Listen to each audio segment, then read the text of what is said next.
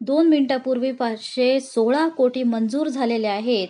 तर नोव्हेंबरचा हप्ता हा लाडक्या बहिणींना मिळणार. 2 मिनिटापूर्वी मुख्यमंत्र्यांनी आदेश दिलेला आहे, की 500 कोटीचा हा चेक बँकांना दिलेला आहे. तो कशासाठी? तर लाडक्या बहिणींसाठी.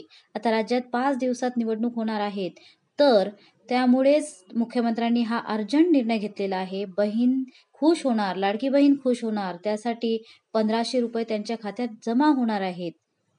पत्रकारांशी बोलताना स्वतः मुख्यमंत्र्यांनी ही खुशखबर दिलेली आहे, की लाडक्या बहिणींना पैसे मिळणार.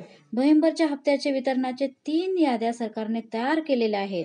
तर त्या कोणत्या? तर पहिल्या यादीत 12 जिल्हे आहेत.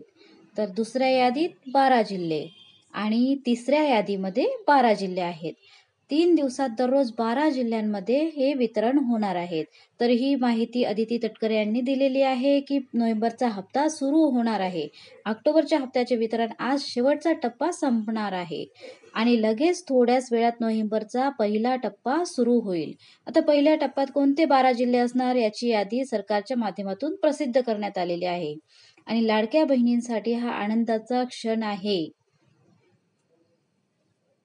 कारण की ज्या बहिणींना मागचे पैसे मिळालेले नाहीत, त्यांना जून, जुलै, ऑगस्ट, सप्टेंबरचे, ऑक्टोबरचे पैसे राहिले होते, त्यांचे देखील पैसे आता सरकारने एकत्रित देण्याचा निर्णय घेतलेला आहे.